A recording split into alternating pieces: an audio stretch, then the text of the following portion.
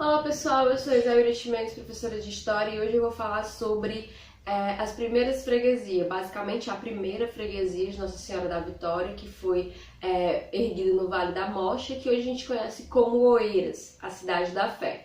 Bem, para a gente falar da formação dessas freguesias, a gente tem que voltar um pouco e entender como foi o processo de ocupação, as relações de dependência que Portugal tinha com a religião católica. A gente sabe muito bem que houve um tratado que o Papa assinou em 1494 que dizia que as terras encontradas seriam divididas entre Portugal e Espanha. Esse acordo que teve entre Portugal e a Igreja Católica, ele vai ser justamente uma referência para a gente entender como foi feita essa parte da colonização e da pregação da fé, não apenas no sentido eclesiástico, mas também no sentido administrativo.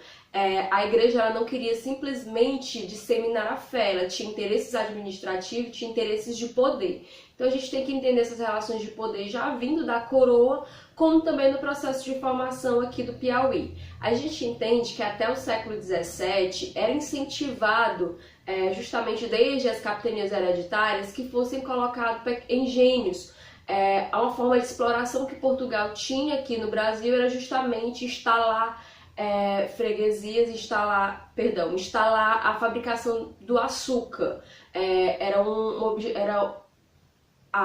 o mais rentável para a coroa, era justamente a fabricação do açúcar e instalações de engenho, mas isso não aconteceu no interior do país. Justamente aqui no Piauí a gente cresceu, foi com a criação de currais, a exploração do gado, a exportação da carne.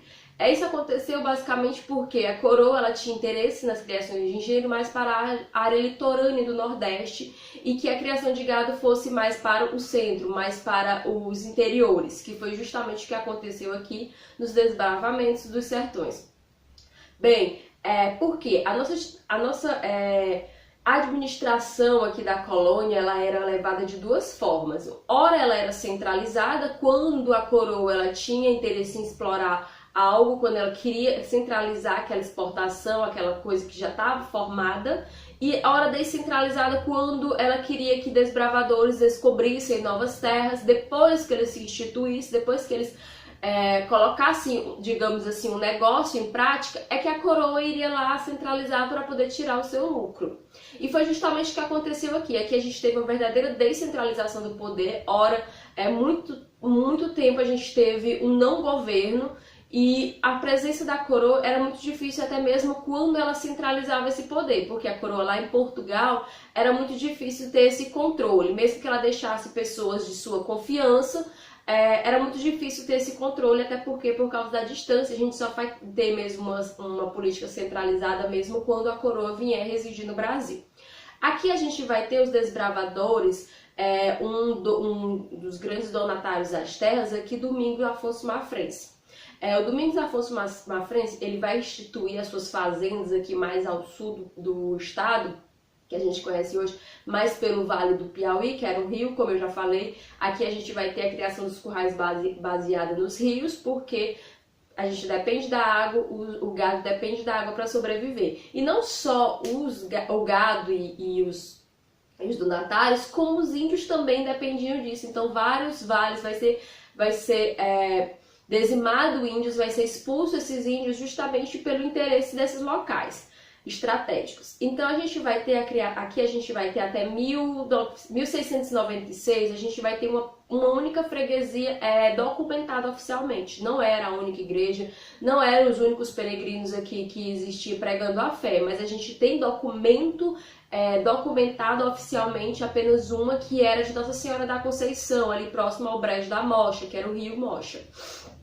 Bem, a gente entendendo essa relação de poder, aqui a gente vai ter a ocupação dessas terras, como eu já havia falado, por Domingos Mafrense, junto à Casa da Torre. O que era a Casa da Torre? A Casa da Torre, ainda hoje a gente tem um prédio lá tombado da Casa da Torre, da família.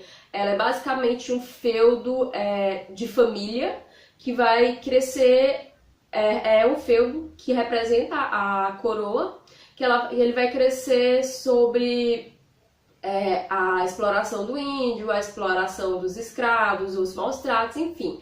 A Casa da Torre ela vai introduzir o criatório de gado aqui no Piauí e ela vai ser um dos maiores latifundiários que vai ter aqui de criatório de gado no Brasil, vai ser instituído aqui no Piauí. Então a gente tem a Casa da Torre e Domingos Mafrense como os principais colonizadores e criadores de gado aqui no Piauí.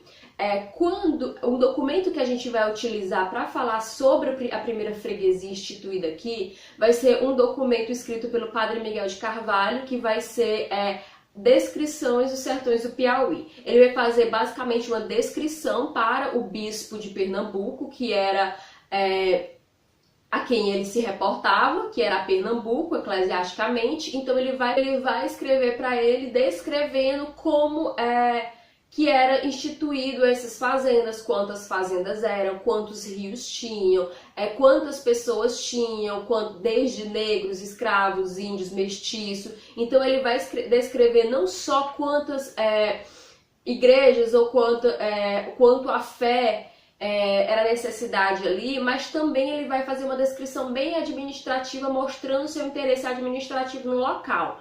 Ele descreve um local estratégico do qual ele quer erguer a nova freguesia, quer erguer a igreja Nossa Senhora da Vitória, e ele vai fazer uma reunião com esses fazendeiros para escolherem o melhor local para que ficasse mais próximo de todos, do qual todos pudessem ter uma distância equivalente a essa igreja. Ele vai fazer essa reunião no dia 11 de fevereiro de 1697, onde eles vão escolher estrategicamente um local. Ele vai visitar o local, ele vai ver a viabilidade, a questão de se tem água próxima, e é justamente próximo o Vale da Mocha, que é o Rio da Mocha. Ele vai querer erguer essa igreja e ele vai falar por que ele vai falar com esses fazendeiros. A gente sabe que tinha essa relação da igreja com a coroa, e uma das trocas que eles tinham era justamente que esses fazendeiros financiassem essa igreja, dessem subsídios para a criação da igreja e dessem os dízimos. Então ele vai descrever, mostrar quantas fazendas estão, cerca de 129 fazendas no poder dessa igreja, e ele vai falar que os donatários dessas fazendas é Domingos Afonso Mafrense, e ele vai falar que também que esse donatário ele tem um interesse que a igreja seja erguida em nome dele e não em nome das funções eclesiásticas, que é justamente a Pernambuco. E aí ele fala que esse interesse justamente vai de contra o interesse da igreja, que quer ter essas fazendas sobre o seu domínio. Isso já vai causar um conflito. O Domingos Afonso Mafrense ele não comparece a essa reunião, pelo menos que a gente consta nas descrições dele, e a gente vai ver essa resistência quando essas fazendas elas vão deixar de dar os subsídios para a criação dessa igreja. As fazendas elas vão se interpor a pagar o dízimo, né? Essa igreja ela vai ser fundada, e no dia 4 de fevereiro de 1698 a gente vai ter um regente, que eles vão trazer o Padre Tomé de Carvalho, que se vocês associarem o Padre Tomé de Carvalho e Silva, ele é parente do Bernardo de Carvalho, que a gente vai ver futuramente na criação da freguesia do Longado, Surubim, que é justamente a freguesia de Campo Maior, e também de São Miguel do Tapuio. Ele vai vir para tomar conta dessa igreja, só que, como eu falei, vai ter uma certa resistência desse donatário. Por que essa resistência?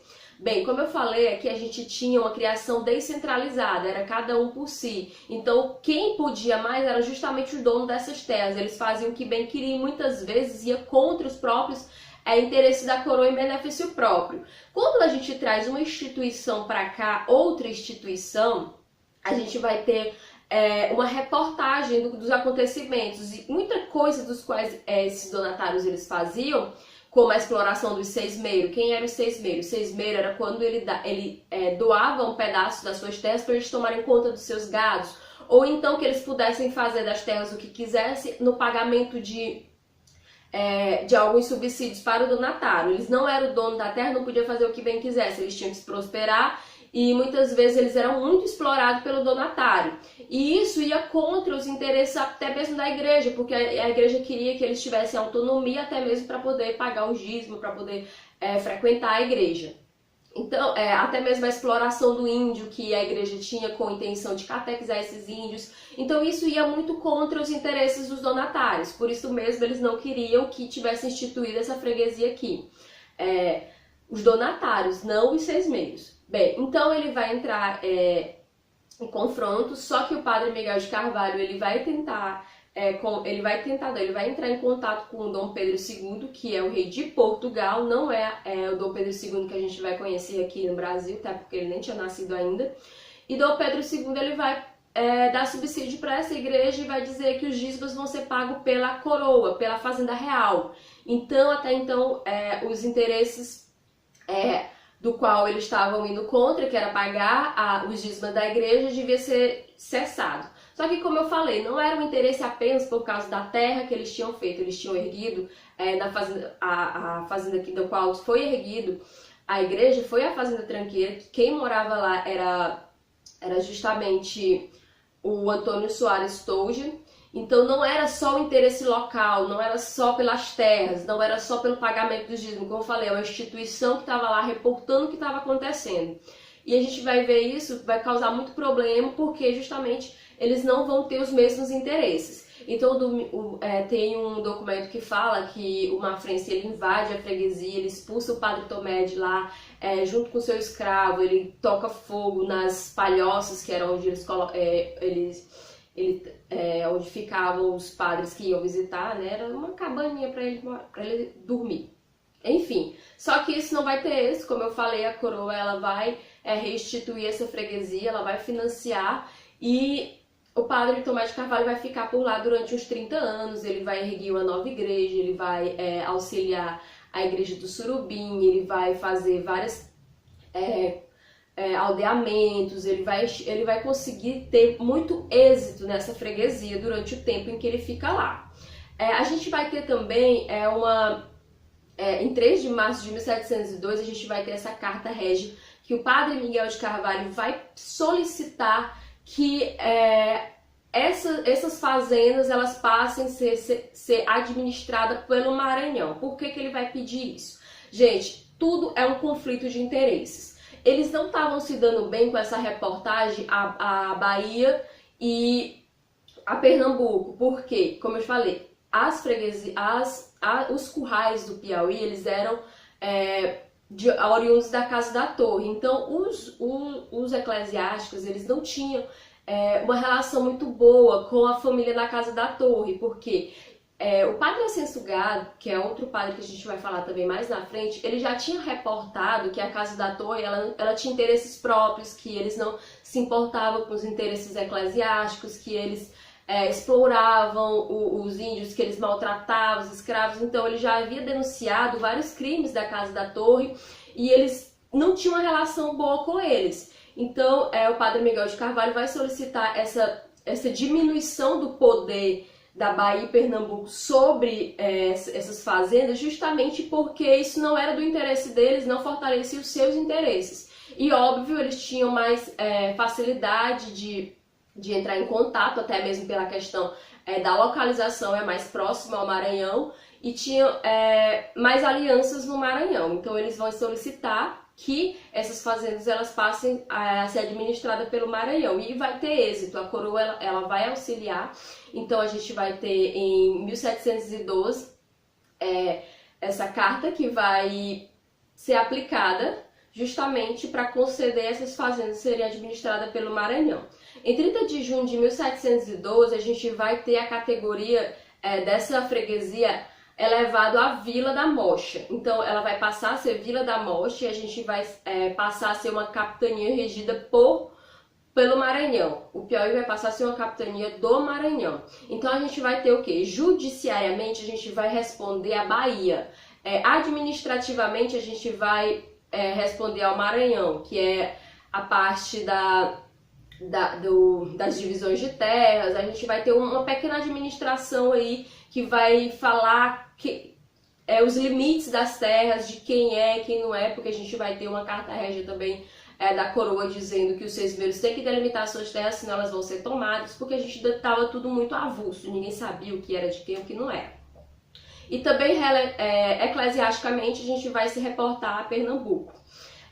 No dia 26 de dezembro de 1717, a gente vai ter a instalação efetiva da vila, que vai ter mesmo autorizado, que vai estar datado nos papéis mesmo. Em 1717, a Vila da Mocha, ela vai ser oficializada.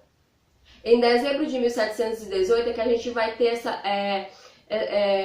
o Piauí é levado à capitania, mas como eu falei, ainda é a capitania do Maranhão. A gente só vai ter mesmo ele como uma capitania independente do Maranhão, entre aspas, porque a gente ainda vai depender muito do Maranhão durante muito tempo.